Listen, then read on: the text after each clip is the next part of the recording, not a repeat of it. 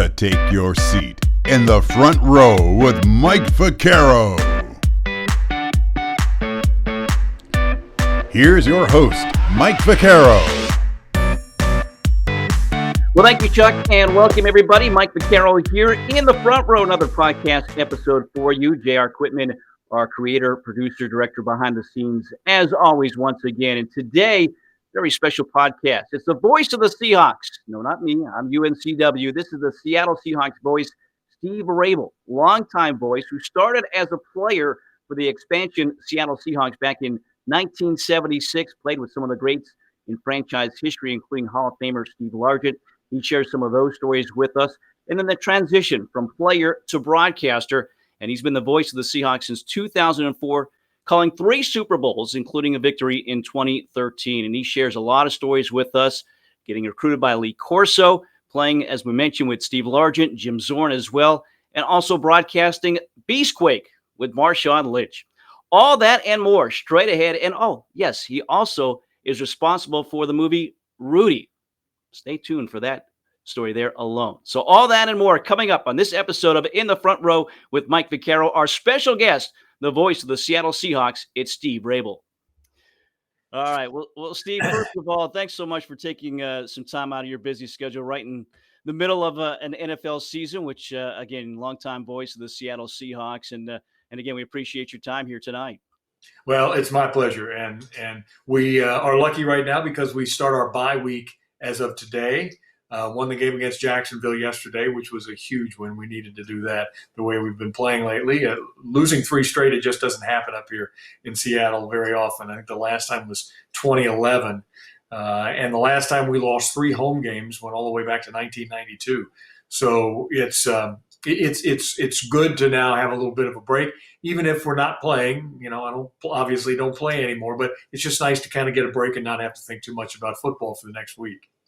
Well, let's talk about you playing, because that's where it started for you. You're actually a former player, now broadcaster. Let's go back to you in Louisville, Kentucky. That's where you grew up. And why was football the sport for you that you really gravitated to? Because obviously it's carried you a long way. Well, it's interesting, Mike, that you should bring that up, because I grew up in a household where my father had been a semi-pro baseball player. And he played in I believe it was the Boston Braves organization, or I think it was Braves at that time. There was also the Red Sox, but he played in a couple of minor league organizations around the country, and mostly in the East. And he met my mom. He was also a musician, and so he was in the Army in Indiantown Gap, Pennsylvania. And he met my mom at a CYO dance, and they dated for about 6 months or so and got married. And pretty quickly, he discovered that if he wanted to have a family, being an itinerant baseball player in the minor leagues was not a way to make it. So he ended up sticking with music, became a music superintendent of instruction for all the schools in the Louisville, Kentucky school district, which is where he's from and where I grew up. And so to grow up in a baseball family, one would have thought. But football always was kind of the key for me. I loved it. I loved watching it on TV. I grew up in Louisville in the 60s, so in the early to mid 60s, we got 1 game a week on Sunday, and it was almost always the Packers, because they were the best team, obviously, in the NFL at the time, and so they were on TV almost every week. So it was between the Packers and the Cowboys, and I hated the Cowboys. So I loved watching the Packers. I knew everybody on that team, still kind of remember most of those names. And so when I had an opportunity to finally start playing football in the 5th grade, we were Catholic, so at the local Catholic school, I started playing football. Before I even knew which way to put on the athletic supporter, I was playing football and just loved it, loved everything about it. And so I did right on through, played at Trinity High School in Louisville, Kentucky, went to the state championships when I was a junior. Had a lot of guys hurt when I was a senior. We didn't have such a great record, but it ended up getting me a scholarship to college, and that got me down to Georgia Tech. You're a wide receiver. Were you always a wide receiver growing up playing football? No, when I was a kid, younger, I was a tailback and a defensive back. In those days you played both ways. And when I got to high school, I actually didn't play my freshman year because I was a little small. I was like 5'4" and weighed about 100 pounds. And then between my sophomore or freshman and sophomore years, I grew like 6 inches and put on 50, 60 pounds. And so I immediately decided that I wanted to get back into football. And I was always fast. And so I played in those days what the position was a slot back.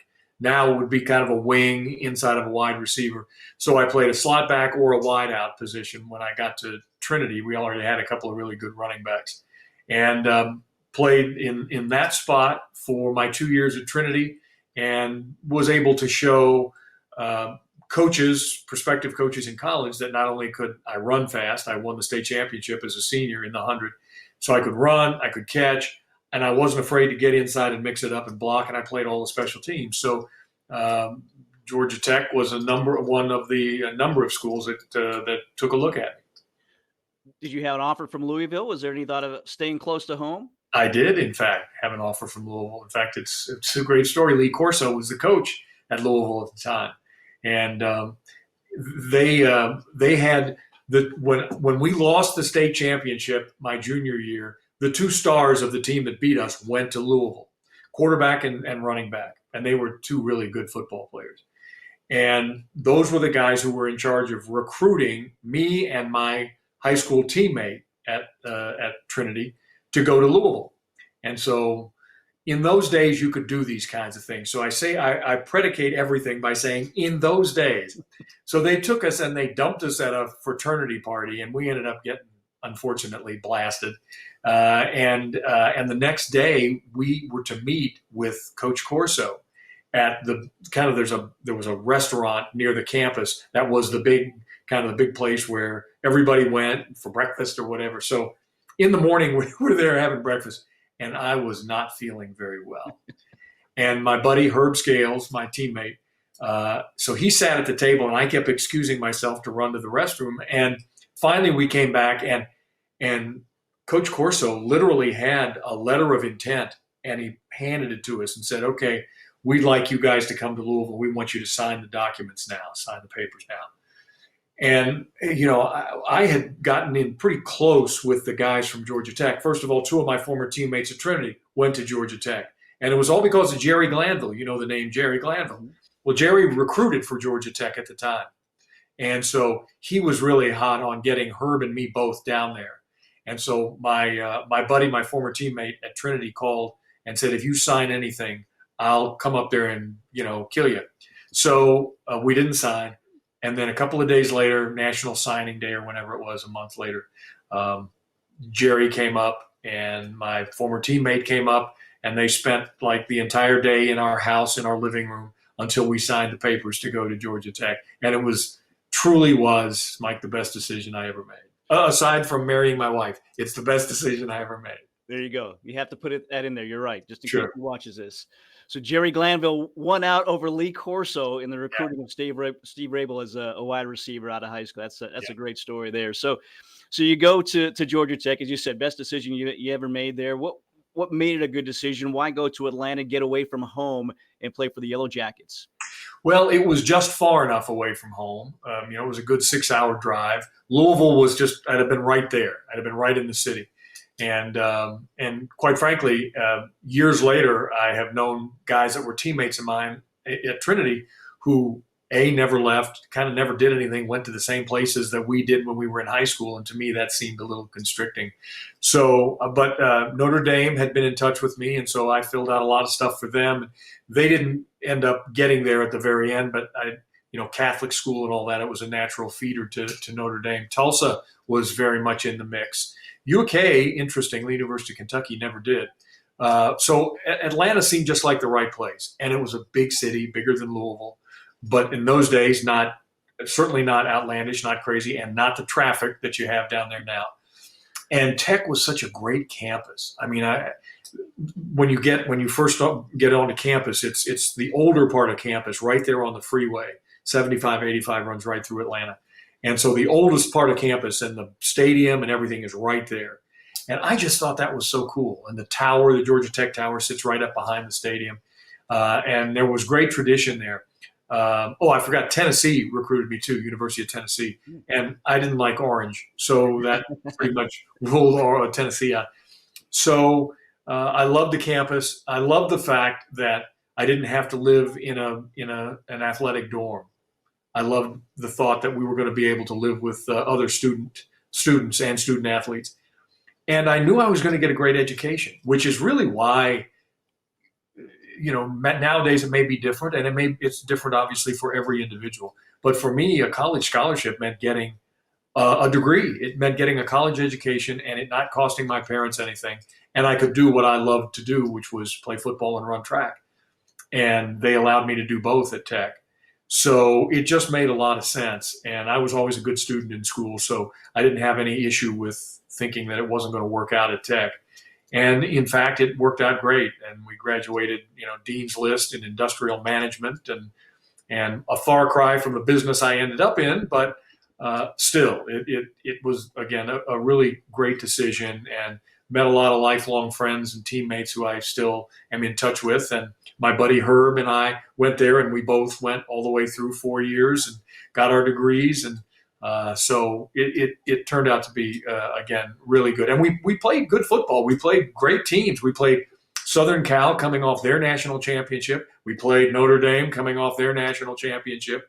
We played Georgia every year. We played Carolina, both of them, North Carolina, South Carolina, played Army and Navy, and played Florida State. So we played a lot of really good football teams in that time.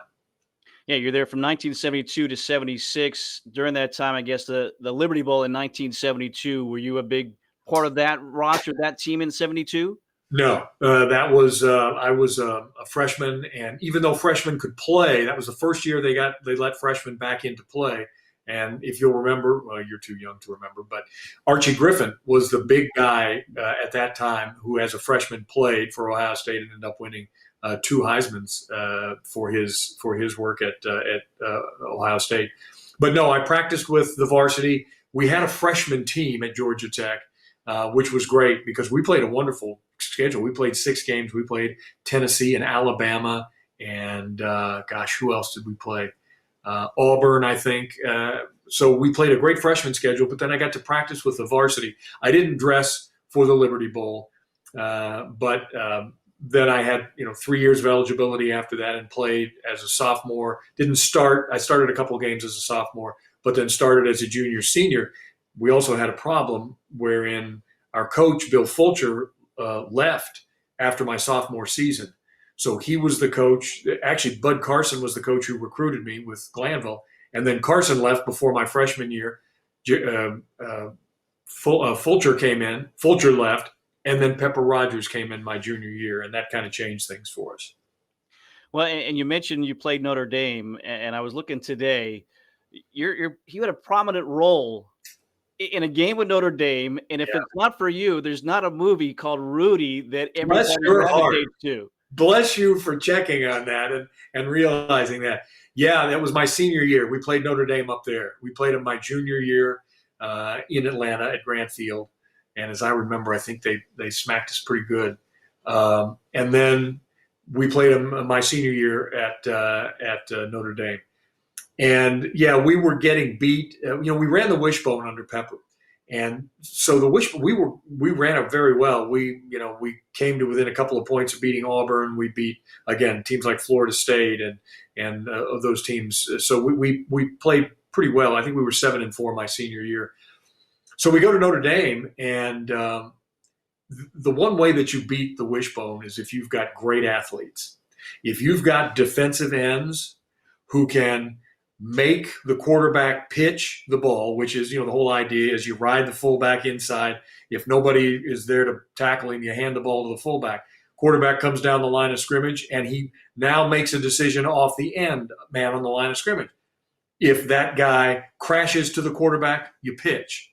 And now the wide receiver, me or somebody else out there, is blocking that cornerback. And if the defensive end takes off and runs for the guy who's the pitch man, quarterback turns upfield and runs. It's pretty simple, really, and we ran it really well. Notre Dame had defensive ends that were good enough to make the quarterback pitch and then make the tackle out there on the tailback. So when you got guys like that, you're in trouble, and so we were. And so we had a tough time of it that day. and we were down, I don't know, 24-3 or some awful score at the end of the game. And Pepper decided, well, shoot, we might as well go ahead and start throwing the ball, because we threw maybe 5 or 6 times a game, and I was almost always the guy who caught the ball. So we decided to air it out. And our quarterback was a guy named Rudy Allen. We had 2 quarterbacks. Rudy was the passing quarterback. We had another guy who was sort of the running quarterback. So we're down near our own end of the field, our own end zone, and Rudy drops back and he just lays one out deep down the far sidelines. And so I'm running like crazy down there. I can see this ball is going to go over my head. It's way deep. But Notre Dame is playing deep for the deep pass. So I had one shot at it, and I was able to get to it just enough to knock it away from the defensive back so he doesn't intercept it, right? So if he intercepts, Notre Dame takes over, and they take a knee for a couple of plays, a couple of knees, and the game is over. Because I broke up the pass, we get another play. And they send in Rudy to come in on and rush the passer. And Rudy gets through and tackles, along with a couple of other guys, is in on the tackle of our quarterback, Rudy Allen. And so a legend is born. And I must say, I don't remember them carrying him off the field. They may have. That may have been just for the movie. I don't remember the chanting in the stadium that everybody wanted Rudy into the game. We were just all so angry that we played poorly and didn't play well enough to beat Notre Dame, who was a defending champion, or soon removed as being national champion. But anyway, he made a play, and that was great for him. And what a story, though, because my first response was, hey, they did a story about a guy who wouldn't have gotten on the field if I had to knock the ball down. But then I thought about it, and then I actually saw the movie, and I learned his story about where he came from and what he did to stay on that football team, and was literally a tackling dummy for 4 years. And I just so much respect for him for doing that, and then writing the story that became a book, that became a movie. I mean, and now he's had a career on with going around and giving speaking engagements and doing speeches on how to succeed, and more power to him. I wouldn't mind seeing a little of that dough since I helped him get it, but no, I'm only kidding. So yeah, that was my big claim to fame in the Rudy game. I knocked down a pass that perhaps allowed him to come onto the field. Yeah, I was going to say, there's got to be some royalties coming your way somehow, somewhere, a cameo in the movie. You didn't even get that out of the No, not even.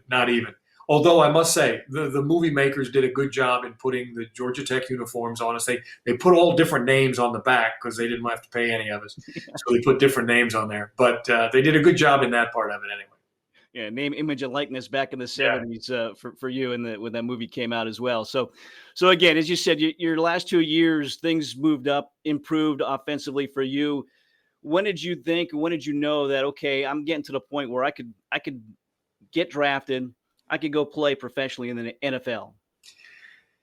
I was one of those guys that never really thought that was going to be the case.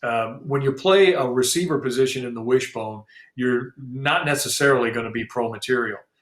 Although the year I came out, a receiver drafted ahead of me by the Cincinnati Bengals, a guy named Billy Brooks, and Oklahoma ran the wishbone, and he was a wishbone receiver. But he was a big, strong guy who could really run, and he was a much better athlete than I. So, there were teams that were willing to take that chance on wishbone receivers. And again, because I played all the special teams, because I would block, I started, and because I ran fast. I mean, I ran a 9.500. Now that's in 100 yards in those days, 9.5 in college. And that won me a lot of track meets in college, or placed me in big meets in Auburn and LSU and those kind of things. So they could see I could run. Now, running pass routes was a little bit of a different deal, because we didn't have to run much in the way of pass routes at Georgia Tech in the wishbone. But the teams that I talked to, and there were several of them, looked at me and said, we can teach you how to do that. We can't teach you fast. We can't teach you speed.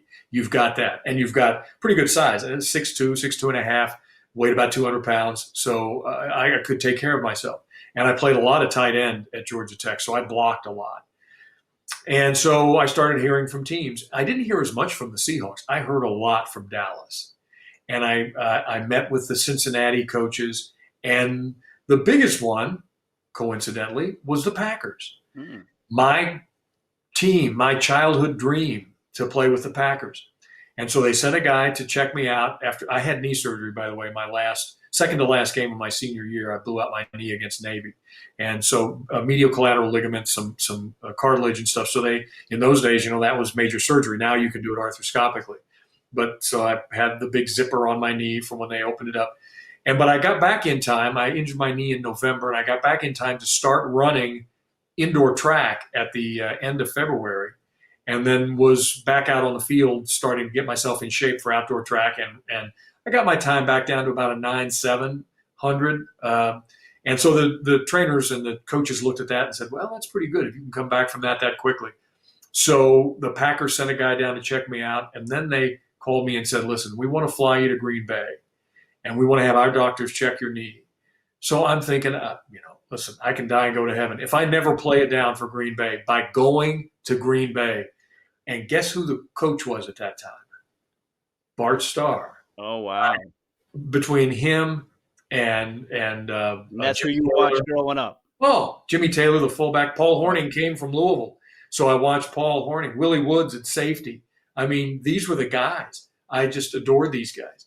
So anyway, I fly up there, and their doctor checks me out. He says, yeah, your knee looks good. And I met with the general manager and talked to him. And then they said, okay, Coach Starr wants to meet with you. And he took me down to the locker room. So here I am in the locker room. This is obviously in February or April, maybe March by this time. So the players aren't around. But here I am in the locker room, and there are all the nameplates up of all the players for Green Bay. And the other thing I noticed, and so we're talking, and I'm just like, I'm in awe. And I noticed that on every locker there was attached an ashtray. And I thought, Coach, and I asked him, I said, Coach, are those ashtrays? And he says, yeah, Steve, from Alabama. Yeah, Steve, this is the men play this game up here, and some men decide they want to have a smoke. And I said, well, okay. I understand, I guess. So, and then we talked for a long time, and he eventually told me, he said, listen, if you're there in the third round, we want to draft you. Wow. Well, he said, we have to get 2 offensive linemen first. But if you're there in the third. And so it was just like a manna from heaven for me. So I go back to Atlanta, and then I wait for the draft, which in those days was nothing like what happens today. I had an apartment with my roommate and off campus, and I just told my professors the day before, listen, I'm not going to be in tomorrow because I have to wait by the phone. Because go figure, just the rotary phone was all we had in those days. It was barbaric. I don't know how we survived. So I had to wait for the phone call. And so I just sat and there was no TV, none of that stuff. And it turned out the guy who was that I chose as my agent was Pepper Rogers' agent. And he introduced me. Pepper introduced me after the season was over. He said, this guy's really good, and he'll treat you well and all that. So I said, okay. So his name was Howard, and Howard was the guy who first called me because he saw it on the teletype machine in his office as they were following round by round of the draft, before even the Seahawks called me. And he said, you're going to Seattle. And I said, what?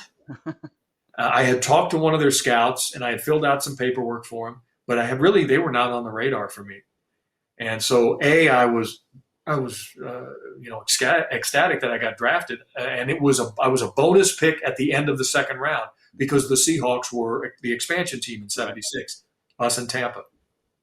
So we got a couple of extra picks, and oh my God, that's an early picture, yeah, from Seahawk days. I had hair. B, I still had a neck and had a mustache and all that stuff. So the Seahawks used me to used that bonus pick to take me. We had 2 picks, and the other guy was a guy named Sherman Smith, who was an option quarterback at Miami of Ohio. And they had drafted him thinking he would also be a receiver. As it turned out, once he got to training camp, they said, no, he's too good. We're going to put him in the backfield. And he became our starting quarterback and literally our bell cow in the backfield for the 7 years he played with the Seahawks. he blew his knee out one season, and we were lost without him. I think 1980. But and a great guy, and became a fabulous coach in the league. Coached with the Seahawks for years. Coached at Tennessee.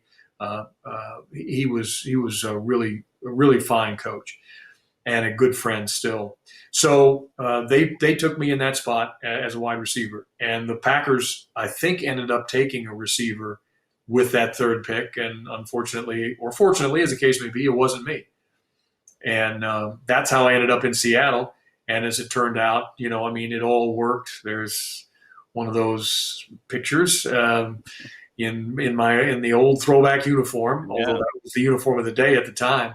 They're talking about bringing that uniform back as a throwback for the Seahawks, and they might do it, and I hope they do. But anyway, that was kind of what happened and how I ended up with the Seahawks for 6 years. And as it turned out, it could not have been a better place for me to come and ply my trade of football, because as an expansion team in '76, you have the benefit of time to build an organization. And this organization was going to build around young players. We had a bunch of good old guys that we got in the expansion draft, guys like Mike Curtis and others that came in and played with us for just a year and gave us that being able to tide us over until the young guys were sort of ready to play. And that's where we started. And then by our third year, which is I think where that second picture you just showed was my third year or fourth year, but we were the winningest expansion team in the history of the National Football League at 9-7 in 1978, and that was in large measure to our quarterback and our receiver Steve Largent, and then our running back Sherman Smith, and then our defense was starting to kind of come together at the time. So it was a fun time for us. And then that was also the year '79 was the year I started to get involved in broadcasting here in the city while I was playing. So all those things kind of came together. I did a lot of that when I was a Seahawk. Congratulating Steve Largent for catching a touchdown. I was one of the best huggers in the league because I had a lot of practice.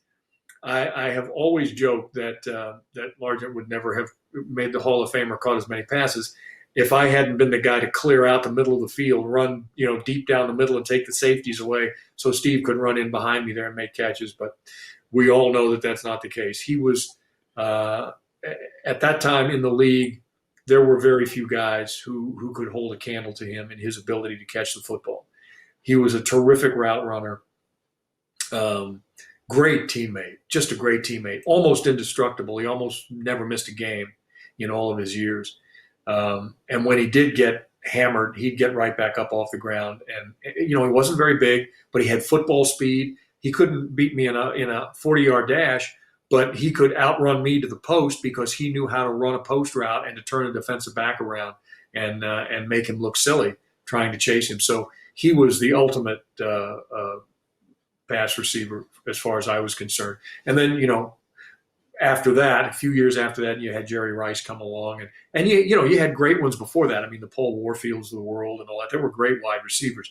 But Largent, by virtue of the fact that he's now in the Pro Football Hall of Fame, showed everybody something. At one point, he owned most of the receiving records in the NFL, including the most touchdowns receiving, 100, which he got that record, I believe, by beating Don Hudson's record.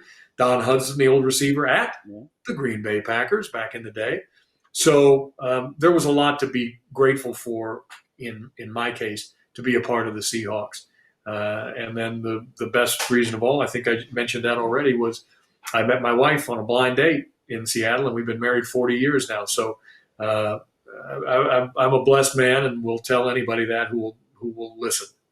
Yeah, you've been there a long time, like you said, from the start of that organization in '76. And you mentioned, Steve Largent again, and I've seen you call yourself the other Steve on that team, but you were actually drafted higher than him in 1976. You were 59th pick to Seattle. He was the 117th pick to the Oilers. He wasn't an original Seahawk, but you still have a little bragging rights there. I know he's in the Hall of Fame, but you kind of still have that over him. Yeah, I think Hall of Fame trumps where we were drafted. And all you got to do is look around the National Football League and see where guys who were drafted high don't necessarily always pan out. I played 6 years. Physically, I could have played longer, but I had the opportunity for TV and radio that came up, and knowing that I was never going to be a star, or I was always going to be kind of that guy who could back up all those positions, wideouts, tight ends. I'd still played all the special teams, but Largent was, he was one of those guys that what you couldn't measure was his heart and his ability, his hands. What absolutely worked in his favor is, while I was drafted by the Seahawks in '76, Steve's college coach was Jerry Rome at Tulsa, was the offensive coordinator for Steve at Tulsa. Jerry Rome knew what kind of receiver Steve was. He knew he could run pass routes around everybody. He knew he had football speed, and he knew he had these unbelievable hands. And though he wasn't that big and he didn't have a lot of speed, he also knew that he wasn't going to show up very high on those, especially those lists that scouts put together that are based on those sorts of things, size and speed and all that stuff. There was no combine in those days, so you had no way of knowing how many reps can a guy do. Nobody cared how many times I could bench press 100 and whatever it was, 50 pounds or something. So that was one of the things that went against Steve and went in my favor. Jerry Rome was our offensive coordinator with Seattle. So he had taken the job from Tulsa and became our offensive coordinator as soon as Houston put Steve out there at the end of training camp and said, and you know how that works. They kind of put you out there to say, we're going to waive you. And then as soon as somebody expresses an interest, they pull you back and said, okay, now what do you want for him? Yeah. And so that's what happened. And they were going to waive Steve because Houston had a number of fine receivers, Billy White Shoes Johnson at the time and some other guys. And there just wasn't room, although Bum Phillips says to this day the worst mistake he ever made as a coach was letting Steve Largent go. And it was the best mistake he ever made as far as we're concerned. So the Seahawks then grabbed him for, I think, a 4th round something or a 5th round or something. I don't remember what they traded for him, but it was the best trade that the Seahawks ever made. Yeah, certainly was. I mean, one of the, as you said, legends there for the Seahawks. And for you, again, you're there in 1981, I guess was your last year. You had a collapsed lung. Did that kind of speed up, your thoughts as you're injured, you're out that year for most of the year and think, okay, what's my future after football? Because you could see the light at the end of the tunnel there, I guess. Yeah. I got a collapsed lung in a preseason game. And so in those days, obviously 16-game season, no bye weeks. So you're going to be out 8 weeks. If you went on IR, you were going to be out 8 weeks at least. But they could bring you back after those 8. So I healed and I worked out and I was, I didn't practice every day with the team. But in those days, once you were feeling better, you could start practicing. Then it was a matter of, are we going to activate you? And so they did. We had one of the guys, I can't remember, got dinged up. And so they said, okay, last half of the season, we'll activate you. And so I played the rest of the year. We had a young receiver that came in that year as a rookie free agent, Paul Johns. And he had sort of taken over some of my duties as that third wide receiver. And they liked him, and he was young. And, I still got on the field. I still played special teams, did all those things. And then the last game of the season against Cleveland, I running down covering a kick, and my ankle just rolled out on me, and I tore some ligaments in my ankle. And so I spent, the whole holidays. We didn't make the playoffs. And I spent the holidays in a walking boot and all that. And that was just a real downer for me. So I stepped up the amount of work I did as a broadcaster. I was filling in on Saturday nights on an all-talk radio show, 3 hours a night, just wide open talk, all the sports. And I was doing it by myself. So here I am as a player on the air, on radio. And I was also getting a fair amount of work filling in on TV as a co-host on some local shows that we had here. And I loved that. I loved all those opportunities. So now we're moving down into the spring. My ankle is better. We get a coach with the Seahawks, our first ever coach that actually was a guy who was a coach who physically trained us. We had coaches for receiving and all that stuff. But we never had a guy that actually got us out there and ran us and all that. It was the trainers that did that stuff in those days. So this guy, Joe Vitt, who became a longtime coach in the National Football League, that was his first job in the NFL. And he killed us. I mean, all spring long. There were no rules about you couldn't be there or whatever. So he just beat us in the ground, and it was great. I was in the best shape of my life. And then we were getting ready to go to training camp. We didn't have mini camps or anything like that. We were getting ready to go to training camp in July. And I guess it was right at the end of June or maybe the very beginning of July, I was in Spokane playing in a charity golf tournament, and I was ready to go to camp. And my wife, Sharon, is at home. We'd been married about a year. And the broadcaster, the play-by-play guy for the Seahawks, a guy named Pete Gross, who was the voice of the Seahawks from day one, called the house and said, hey, Sharon, is Steve around? Well, no, he's over in Spokane. And he said, well, let me just tell you what's going on here. He said, the guy who is the analyst, his analyst for Seahawks radio for the first 6 years, is leaving and going to the 49ers because he's originally from the Bay Area. He's going to the 49ers. He said, so we have an opening on the radio side. He said, I also know there's an opening on TV side for a sports reporter and part-time anchor, fill-in anchor for the main guy. And there is a TV magazine show called PM Magazine that is looking for a new host because the host just left. And we think at the station, at Cairo TV and radio, that he can fill all those roles. There's just one problem. He's going to have to quit playing football. And so Sharon said, well, and Pete said something to the effect that, we both know he's not going to be a Steve Largent, but he might be a pretty good broadcaster given half a chance. And this is an opportunity for him. So Sharon said, well, when do you need to know? And he said, I'd really like to know by maybe next week. And she said, well, if I have my way, I'll have him there on Monday. But let's see. She was ready for me to be done with football. So we talked about it, and it really made a lot of sense. That was a career. Football was a job, and it was great fun. It was what I'd done since I was a kid. But there was certainly no longevity to it. And there was no guarantee I was going to be there, in 82. But there was a guarantee that I was going to have a job in radio and television. And for the next however long, if it worked out, I wanted it to last. So that's what we did. We retired, and we went right to work. And I did end up going to training camp that year, except I went to cover the team as opposed to play and practice. And I really liked that a lot better because training camp for us was in Cheney, Washington. You know Cheney, it's over outside of Spokane, and it's hot in the summer. And so I was over there, drinking lemonade on the sidelines while these guys that I played with are out there killing themselves. And I was just, enjoy yourselves, guys. And that's how we got into broadcasting and kind of was there until last year when we retired after 38 years at the station. Yeah, and very long year, second act to you. So do you look back, do you know some of your numbers at 68 receptions? 1,017 yards, 3 touchdowns. You remember your touchdowns? And unfortunately, when you score, when you have so few highlights, you can tend to remember them. Now for anybody who's listening out there, and I know there are some sports fans who are listening. Let me preface everything by saying nobody threw the ball in those days like they throw it now. Yeah. So my third year, I think, when we went to 7 and 9, I had like 22 receptions. And our tight end had maybe 25, and Largent had maybe 50. That was a lot of throwing, because we just didn't throw the ball that much. We ran a lot.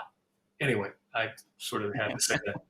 But, the big play was I caught an 80-yard touchdown against the Vikings in Minnesota my rookie season. Wow. And what basically stands out about that is, in the old days, they used to put together a highlight film for every team. And so I made the highlight film on that play, and John Facenda, who was the voice of the NFL, the voice of God, actually said my name.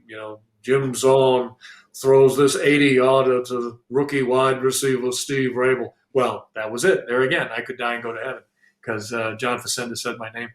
So I scored on that one, and there was a blocked punt, and I picked against the Packers. But we were playing in Milwaukee, and Donnie Dufek, I think, blocked the punt, and I picked it up and ran it about 50 yards or something for a touchdown. So that was one. And I think I caught one in Miami against the Dolphins, and I caught a couple in preseason, which don't count. But, Oh, no, I caught one in Oakland, too. That was all it had, 3 touchdowns? because I know I caught one in Oakland. That was wrong. Maybe my numbers are wrong then. Maybe my numbers are wrong here. Because I caught a touchdown in Oakland against the Raiders the day I got knocked unconscious. We were down there. We had beaten them in Seattle. This was in 78, I believe, or maybe 79. Anyway, we're down there, and Jim Zorn will tell you, if you talk to Jim, the best corner route he has ever thrown was to me, and it was about a 35-yarder inside, got the strong safety leaning in, popped back out toward that front corner of the end zone. He laid it right up over the top, perfect pass, and we score a touchdown. And so the game starts to come down to the end, and we're tied, I think 14 apiece in Oakland, and they're going nuts in Oakland. And I'd already caught a couple of other passes that day, and I caught that touchdown. And so late in the game, we're driving to try to score either the winning touchdown or a game-winning field goal. And I was running a crossing route. I was running from the slot position inside, and I ran this crossing route. The ball was a little behind me. I reached back, and Jack Tatum had obviously seen enough of me, and he hit me right in the ear hole. And that's the only thing I remember. There again, I was hugging somebody else, Sam, there. I got a hug on Sherman. Everybody else who scored on the planet got a hug. But and this was it. This was the touchdown right there against Oakland. Where the heck did you find all this stuff? He's my producer, JR. He's the best. Oh, JR. And that was the Vikings. Yeah. Golly, some of that stuff I hadn't seen in forever. Now that's an old man walking on the sidelines at Lumen Field, where I get to interview the general manager every week before the game. So anyway, he just clobbers me with a forearm, and that was that. I was out on the field. I was told later, John Brody, who was broadcasting the game, who I got to know pretty well after all that was over, after I got out of football and became a broadcaster myself, Brody said, he'd get up and he was saying, oh, Raible got hit. He's starting to get up. No, he's down. And that was the end of that. So I don't remember anything else. And I spent the rest of the game on the sidelines. They took my helmet, after I came to. And ultimately what happened was we drive down and Efren Herrera kicks the game-winning field goal with about 12 seconds left. And we beat the Raiders twice in one season. And I think that year, maybe that year or the next year, they go to the Super Bowl. So they were, Madden must have just torn the furniture apart in the locker room after we beat them down there, this third-year team. So the kind of the coda on that story was, I don't remember anything. I come back, fly back with the team, and they take me to the hospital, and they check me in. And so they put wires on my head, and they had to check for concussion. Back in the day, it was you get knocked out, and he got his bell rung, and you come back the next practice even.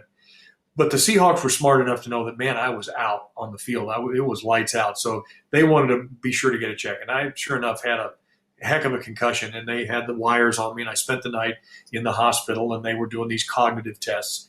So that was a Monday that they let me out, Monday afternoon.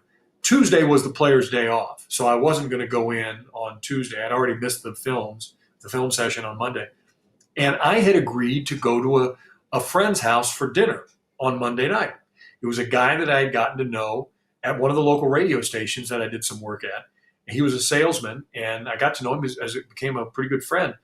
And his wife and him invited me to come to dinner at their house. So I said, sure. Well, here I am. I'm not feeling good. I got a headache and all. But I said, well, I made the commitment, so I'm going to go. So I drove to the house, and as it turned out, they invited one other single person. There were like 3 or 4 other couples, but one other single person was a friend of the wife. And so we met, and we come to find out that this was a setup. And the young lady that I met, who has been my wife now for 40 years, when she found out that this was a football player that she was coming to meet, she almost didn't come. Wow. She pulled in the driveway, and I had a little red sports car at the time. And she saw that red sports car and thought, I know I don't want to meet this person. He's a football player and he's got a red sports car. She was a business executive, single woman, business executive. So, smart as a whip, and had been in school in Europe for a time. So, I mean, very well educated person. And here's a football player who just got out of the hospital from a concussion. So, but she said, okay, I'll give him a chance.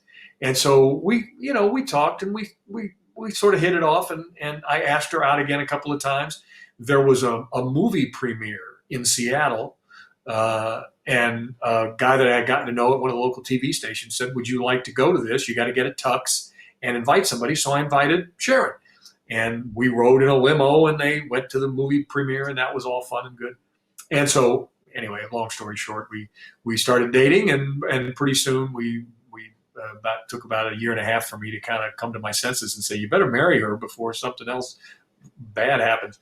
And so we got married, and we've been married for 40 years. And again, coming to the Seahawks was a great opportunity. Meeting my wife was the best thing that ever happened to me. Well, concussion or not, you remember that. So it must have been a memorable first meeting. So there you go. You always have that to share with her for sure. Well, again, you made that transition going to the broadcast side. You started as an analyst. You were the analyst on the broadcast for the Seahawks for 22 years. And then you transitioned to the voice of the Seahawks, 2004, I believe it was. Right. Ironically, the same year that I became the voice of the Seahawks here at UNCW. But by the way, congratulations on that. Yeah, it's been a long run for both of us here. And I haven't called the Super Bowl, but some championships. One of these days. For us. One of these days. There you go. But for you, what was it like making that transition then from analyst to play-by-play? Because, as a former player, analyst makes sense, but play-by-play, maybe not as much. You don't see it that often. Right. That was the last play-by-play guy I worked with before they actually said, okay, it's if you can do it. It was. I don't say I had started to get tired of doing the analyst job, but I knew how to do that job. When you do it for a long time, 22 years, I always have to be reminded of that, because it seems like it doesn't seem like it was that long that I was the analyst, but I was. And I felt like I really knew how to do that job. And there was not a ton of challenge to it. I mean, I prepared just like I prepared today for a game, but it became easier as the years went on. And we also went through a tough stretch. When I first started doing it, the analyst job, Chuck Knox came in 1983. Well, we took off and won a lot of football games under Chuck, and he won a lot of those games with guys who were my teammates. So I loved every minute of that opportunity, those seasons, to be around those guys, because I felt like I could celebrate with them, with Steve and Dave Craig and Jacob Green and Kenny Easley and all those guys. So they won a lot of football games. Then we hit kind of a dry patch there. And in the early 90s and mid 90s, it got really tough. And Chuck had left, and we went through a couple of different coaches. Tom Flores came up from Oakland, and that didn't really work out. Dennis Erickson came up from Miami, and 3 seasons, and I think he was 8-8 basically every season. So that didn't sort of work out. And then the Bearings, the owners of the team, Ken Behring, a developer in California, he couldn't get the city to move on building him a new stadium.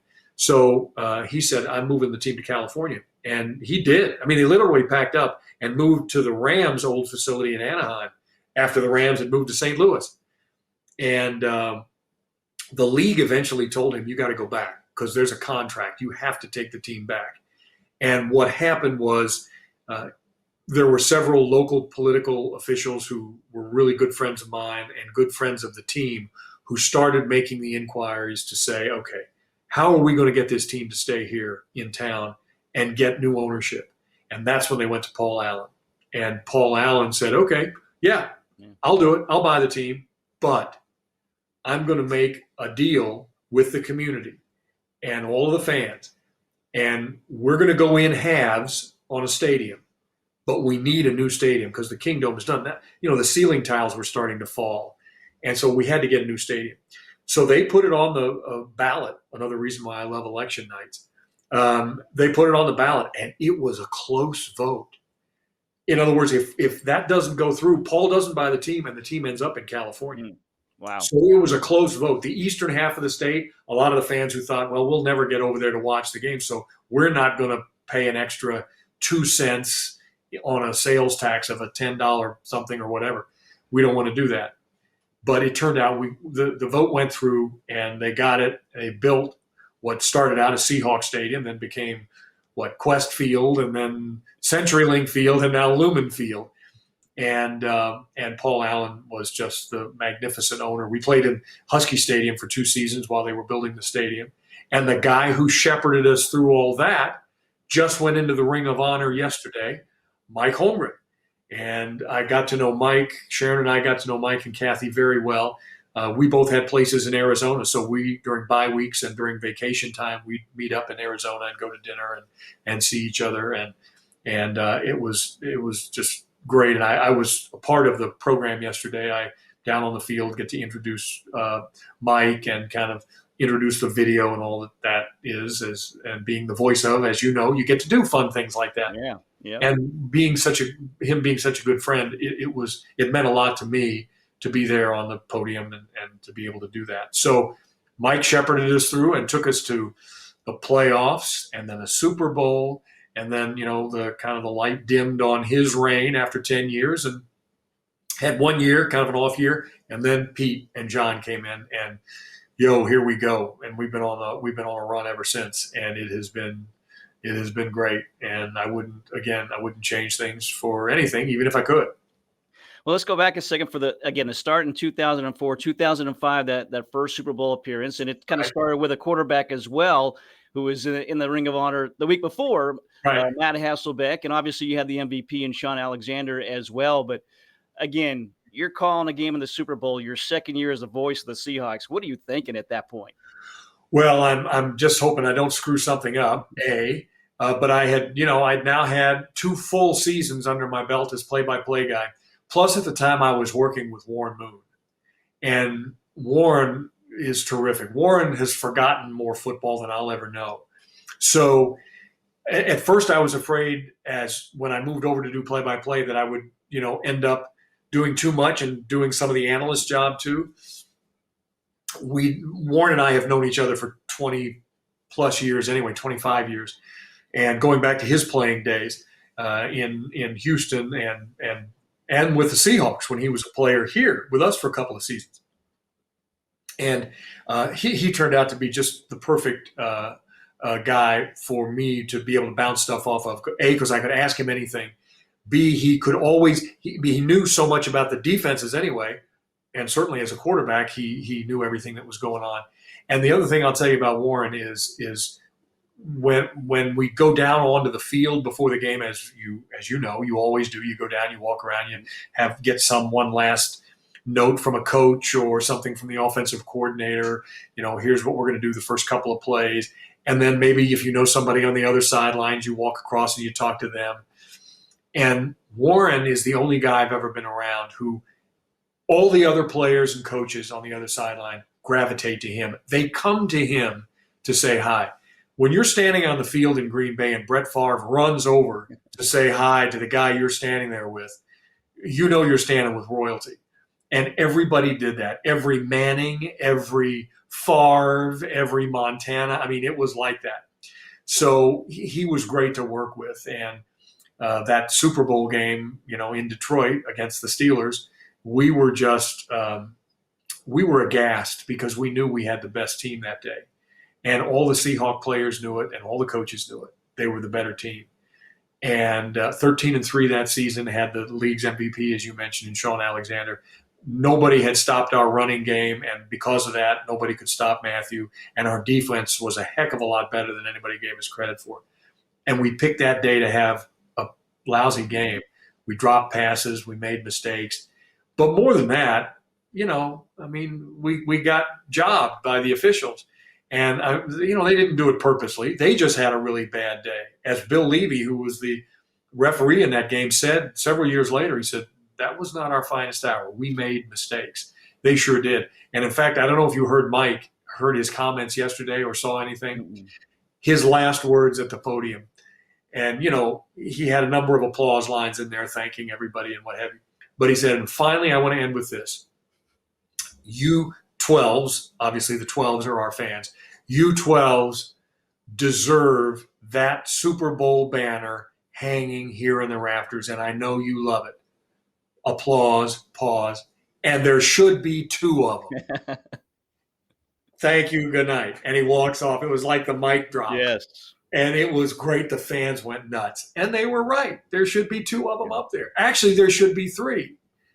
If, we don't have the last play or the interception against us in Arizona against the Patriots, there are 3 banners hanging there instead of just the 1. But listen, that's why you play the game, because, until there's all zeros up there, you never know how it's going to end.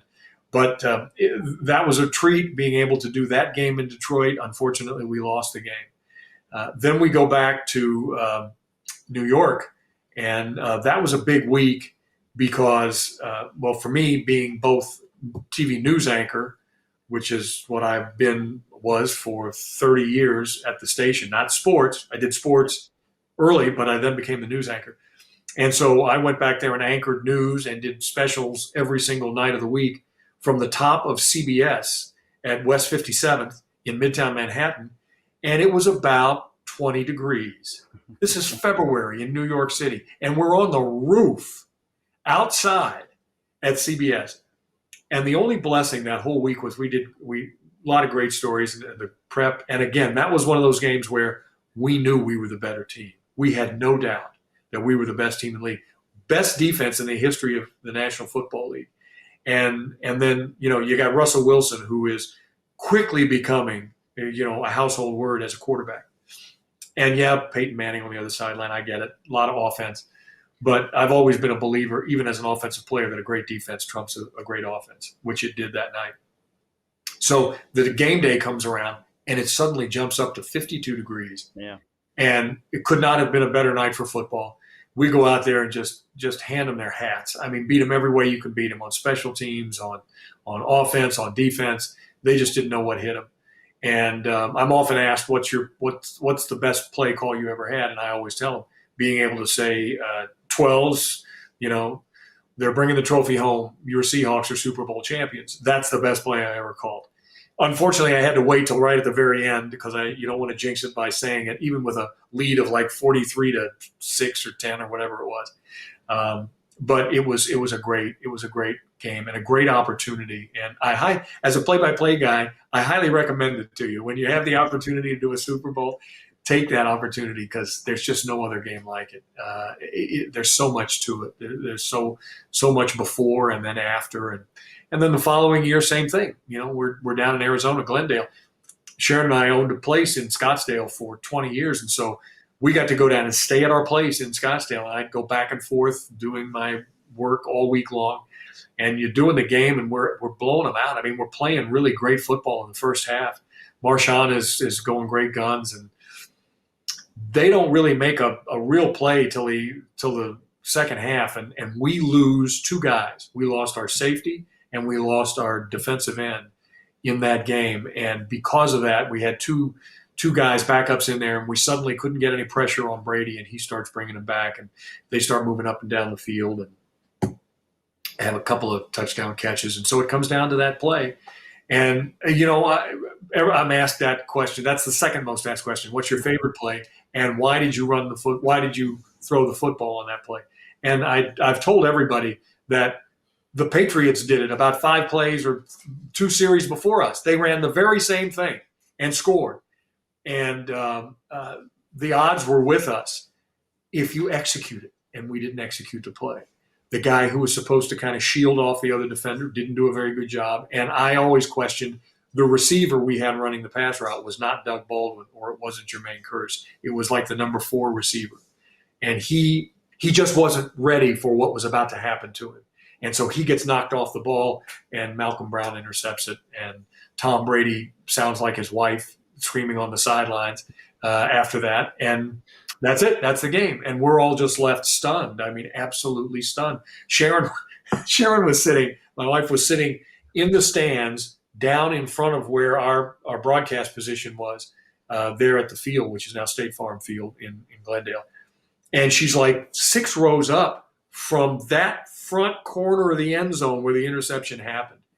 And I looked down. The first thing I did was look down, and there was a young lady who was standing right next to her whose husband is an employee of the Seahawks. And she was just crying. I mean, she got hysterical. And every other person in that section had their hands on their heads going like this. What just happened? And, unfortunately, Sharon's been around a lot of football in our 40 years of marriage. So she's seen things like that. She was in Detroit for the Super Bowl game, and she saw that. So she knew how to take it and knew how to help those around her who needed immediate mental and emotional assistance.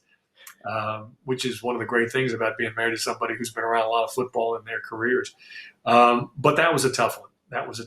And, we've not gotten back there since. And Russell's not getting any younger, nor am I, and nor is Pete.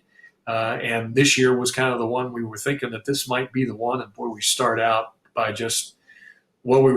beating Indianapolis back there. And now we've kind of stunk up the joint until yesterday, coming in yesterday at 2-5. And maybe we sort of got back on track. We beat a Jacksonville team that wasn't a great team, and they, rookie quarterback, and he made some mistakes. But I think hopefully we'll get some guys back. Russell come back off the injured list here quickly, I hope.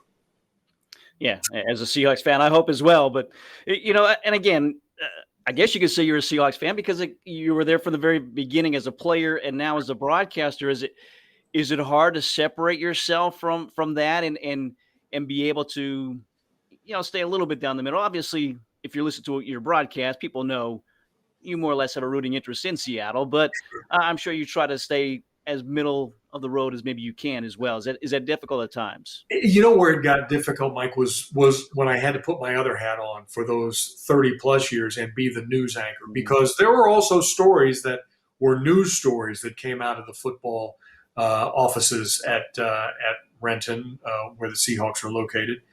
And some of them had to do with players who got into trouble. Some of it had to do with going all the way back to when the team was about to move, and everything in between. And so there I had to sort of, yes, that's what I did. There I sort of had to put that hat on, that news hat, and sort of play it more down the middle. There were, I can't remember if there were any stories that the station, our news department where I was the anchor, that said, we're going to pull you off this story. We're not going to use you on this story because we don't know quite. They never did that to me. And I always tried, I was always straight with them and straight with our viewers.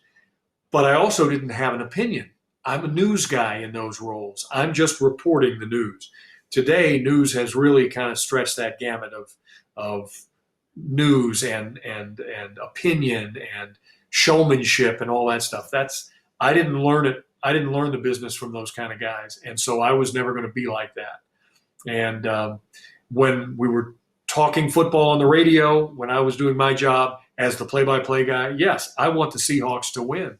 And I've gotten a lot of great, there's been a lot of great emails and stuff on Twitter, people saying, hey, great job, and I love listening to you and all that. And there are those who say, you're a homer and all that. Guilty. I am. You are too.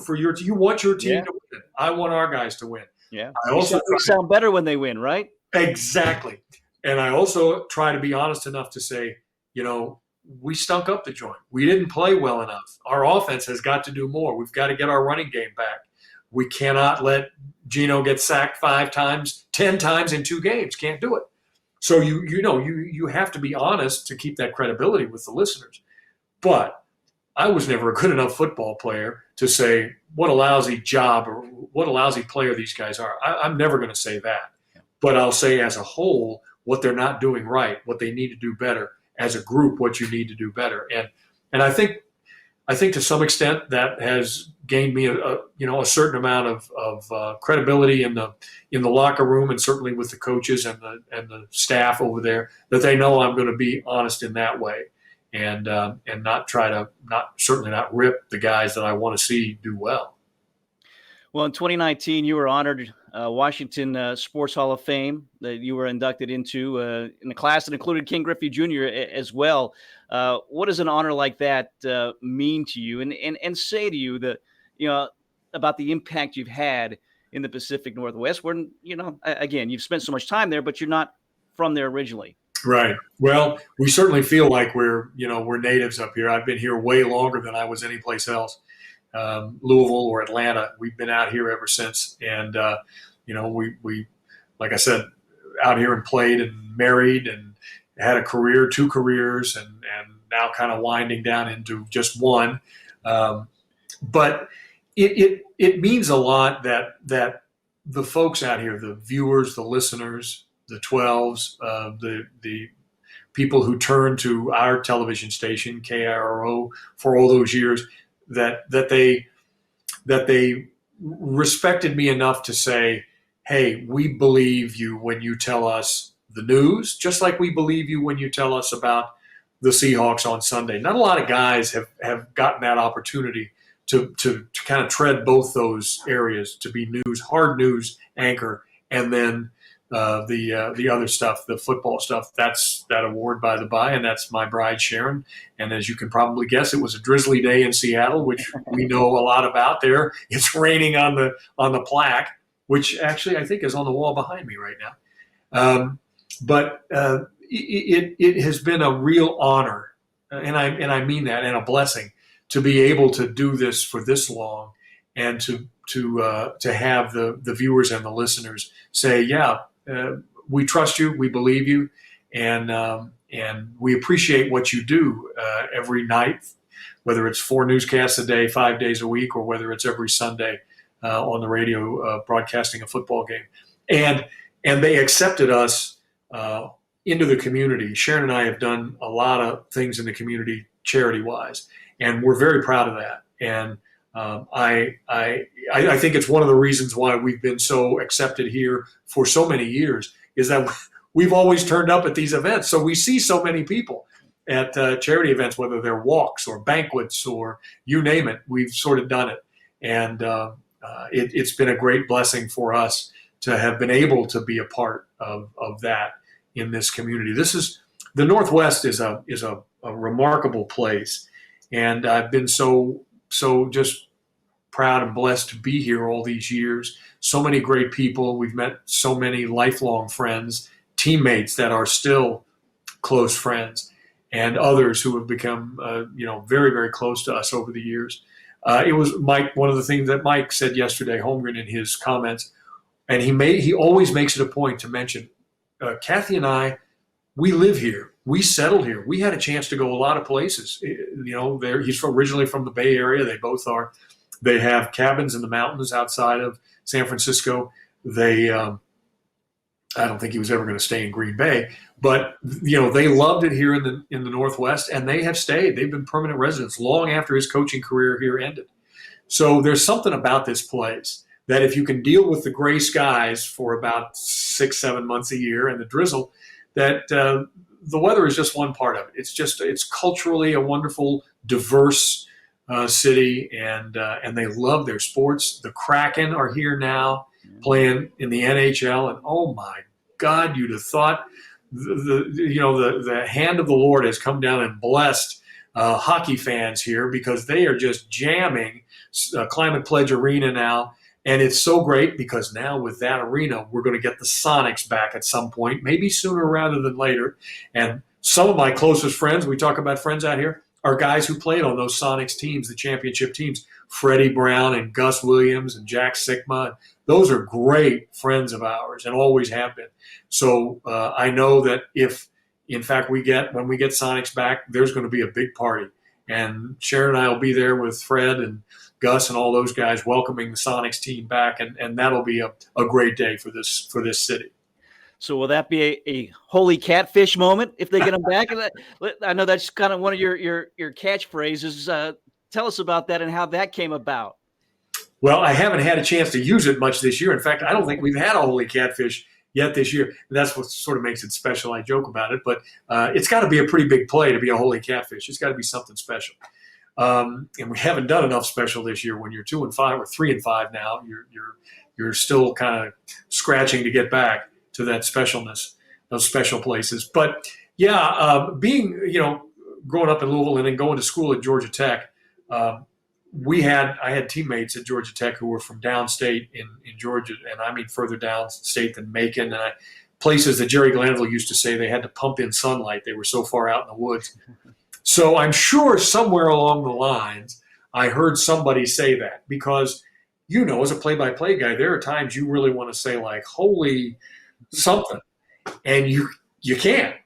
If we were doing it on a podcast or if we were doing it on streaming somewhere, yeah, I could probably get away with it, but no, not on the radio or TV. So I don't remember where it came out, where I first did it, but it just came out. Holy catfish! And did you do it as an analyst or play-by-play? No, as a play-by-play guy, okay. As play-by-play. And it was a big touchdown play or something, and I'm guessing it probably happened back in the first Super Bowl days, back in the Holmgren era, but I don't even really remember. It just did. And so suddenly it became this thing. And I somebody, as a present for doing some big charity thing we did one time, gave me this big framed poster of a piece of art of a catfish with a crown on. A catfish with the Pope's hat, that big tall Pope hat was on a catfish. So holy catfish. And so that was, I guess it was an honor. Happily, I don't have space in the house for it. So, but it was a nice piece. So yeah, it came out. And so that will come out on a big touchdown once in a while. And, but you got to save it for just those moments. What's yours? What's your big call? I don't really have one, to be honest with you. Again, we don't have football here. We have basketball. That's right. My main sport. I don't know. I'm more of a wow kind of guy, and I'm not a catchphrasey kind of guy. You've got a good one. That's that, and that was just dumb luck. I've watched, and this is a true story. I will not reveal names, but a broadcast guy who was really very good, really very good. But I was over talking to him in the booth one day, and he was writing some things down. I thought he was just making a few notes. And I said, if you need any other notes, just let me know. I can give you. He said, oh, I'm just writing down a couple of my ad libs. I said, what? I said, is it? And that's what ad lib is you don't know it until it comes out of your mouth. And he said, oh, no. I said, I like to be very specific. So I try to write down a couple of ad libs for these big plays. And I thought, well, okay, that's one way to do it. But I've never been able to do that. I've never been able to write something down. In fact, I'll tell you, as you know, when you do so many games, you have kind of a rhythm of how you start the broadcast. We have a very set kind of idea of how we get through from one thing to another, keys to the game and this and the injury report and all those things. So I don't script any of that stuff. The only time I script is when I'm doing my open prior to like an NFC championship game or the Super Bowl. It's the only time I've actually taken time to sit down and write out my thoughts about what this means to be at this specific game. And I'm glad I do, because they oftentimes, some of those words end up on those highlight films when you're, rolling into the start of a Super Bowl or an NFC championship. And that NFL Films will pick up on it, and they'll use some of those things. So you want to be precise in those ways, and that's when I'll take the time to sit down and do about 20 seconds, 30 seconds of an open, and not try to remember, because we're on radio, as you know, so you can't be you're not writing to pictures, so you have to be very precise in the words you use, and I try to do that, and the rest of it is just whatever falls out of my face because of a play, good, bad, or indifferent. And I've let loose with guys are making a mistake on the field, and I see the penalty flag come out. I see a guy shove somebody when they're already out of bounds, and here comes the 15-yard, unsportsmanlike conduct. And oh no, Bruce, don't do that. I end up doing that on the air. And so my colleagues at the radio station, that ends up following me all week long. And Steve Raible had something interesting to say. Oh, Bruce, don't do that. So it's that part of it is fun. And if you do this long enough, you'll end up having some of those that are that are either turn into catchphrases or that you wish you could kind of take back? You said something that said, "Oh, that was stupid. I wish I hadn't said that." Yeah, as you said, you've been blessed to be in a lot of positions to call big games, and the last thing you want to do is screw it up. All of us, Yes. all of us. We'll leave on this. I want to talk about the Beast Quake and Marshawn Lynch, because he's got to be more the one, more unique players as a broadcaster that you've been around, and the Beast Quake moment. Obviously, that wasn't scripted, and you could tell how natural it was, and you hear that all the time, as we did, I guess, last week when they played the Saints. Yeah, it was a special play, as good, still to this day, as good a run as I've ever seen. Although he had another one the year later or 2 years later against Arizona that was equally amazing. But for the first one, the Beast Quake against the Saints, for all that it entailed, for us being a 7-9 playoff team, we won the division, and hosting the defending Super Bowl champion New Orleans Saints at our house, at our stadium in January. And what is often lost in all of that stuff about Beastquake, and we brought it up last week when Matthew went into the Ring of Honor, Matt Hasselbeck had a hell of a game. He threw 4 touchdowns in that game. He had a bad thumb on his left hand, so every time he took a snap, it smacked that left hand, and just it hurt the whole game. He also hurt his glute. So he pulled as Mike Holmgren liked to always talk about, he went out there, he pulled a butt muscle, and then went out and threw 4 touchdown passes. And the capper to it was, and I mentioned this the night when I introduced him to go into the Ring of Honor there a week ago on Monday night, and it's windy and rainy, and it's a terrible night in the stadium. And I said, so he did all that stuff, and then he sprinted 70 yards to throw a block for Marshawn Lynch in the run that went down in history as Beastquake. And the fans just blew the roof off the place. Because unless you really look at the highlight and look at all of it, there is Matthew running down the field, chasing after him, and gets there just about the time Marshawn launches into the end zone for the touchdown. All that aside, it was the most remarkable run I've ever seen. I wish there were a couple of little things I could tweak in it, just like you would wish you could tweak a couple of things on a big play. But mostly you just let it happen. And then afterwards, it's the thrill and the excitement of telling everybody how unbelievable that run was. And if you have trouble describing it, then you know, and the fans know, it must have been a hell of a run. And it was, and it will go down in history.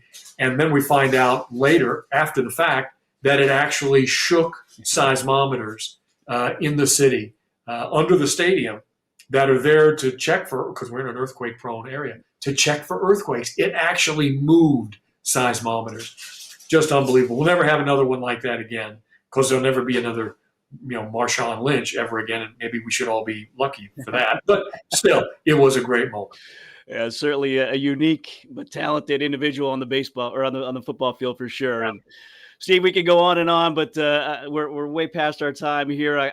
I can't thank you enough for joining us as a broadcaster. This has been enjoyable. As a Seattle Seahawks fan, it's been that much more enjoyable as well to hear the stories, especially to see how this organization came together. And certainly you're a big part of that. I wish you nothing but the best of luck the rest of this year and your career as well. Well, Mike, it's a pleasure. And from one voice of the Seahawks to another, I very much appreciate the opportunity. Thank you. Continued success with your career, because it's obviously going great guns. You know how to do a podcast. I got no idea. So all I do is I show up on the computer and talk. You actually have to run the show, so way to go. Well, when you retire, maybe we'll do one together, 2 voices of the Seahawks. We'll see. Anytime you want. I'm happy to join you. Just let me know. All right. Steve, thank you so much. Thank you, Mike. Great stories there. Former player, now broadcaster. It is Steve Raible, the voice of the Seahawks. Special thanks and a courtesy to Cairo 7 for some of that footage that we saw there. Also, the Seattle Seahawks YouTube page for providing that for us as well. And a special thanks again to Dave Gorin with the National Sports Media Association for helping connect us with Steve, allowing us to hear some of those great stories here today. So, again, thank you for joining us here. Continue watching these continue to see what great guests we have and great stories of their sports journeys as we continue on in the front row with Mike Vaccaro. Have a great day, everybody.